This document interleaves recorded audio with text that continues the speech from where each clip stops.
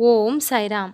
அனைவரும் ஆன்மீகத்தை ரொம்ப எளிதாக புரிஞ்சுக்கிட்டு நடைமுறையில் பின்பற்றும்படி பாபா நம்மை ஒவ்வொருவரையும் தூண்ட செய்கின்றார். நாம் அவர் மேல் மிகுந்த விசுவாசத்தை வைக்கும் பொழுது நம்முடைய பாரத்தை அவரே சுமப்பதாக வாக்கும் அளிக்கின்றார். சத்குரு வாணியினுடைய 2ஆம் பத்தியில் இன்று வந்திருக்கின்றோம். இதோ சத்குரு வாணியின் 2ஆம் பத்தி. கலியுகம் என்றாலே துக்கக் கடல். அதில் மனிதர்கள் மீன்களை போன்றவர்கள். எப்பொழுதும் நீந்துவது தவிர்க்க முடியாது. எப்பொழுது ஓய்வாக இருக்கின்றாயோ அப்பொழுதும் கஷ்டங்கள் வராமல் இருக்காது. வாழ்க்கை என்பது நிரந்தர போராட்டமே.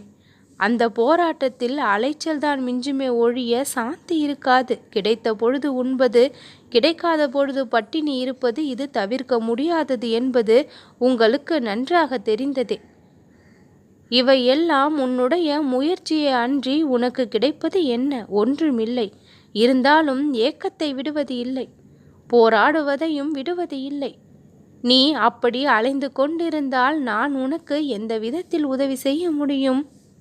நான் நீர் நிறைந்துள்ள குடம் போன்றவன். குடத்தருகில் நீ வராவிடில் உன்னுடைய தாகம் எப்படி தீரும்? நிரந்தரம் உன்னுடைய தாகத்தை தீர்க்கும் முயற்சியை யார் செய்வார்கள்? எதற்காக செய்வார்கள்? உன்னுடைய தேவைக்காக உன்னுடைய சக்தியையே உபயோகிக்க வேண்டும்.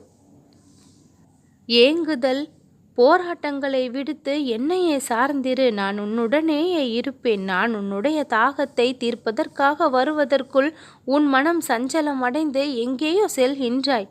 நான் உனக்காகவே இருக்கின்றேன். பாரத்தை என்மேல் சுமந்து சாந்தி ஏற்படும். ஓம் சாய்ராம்.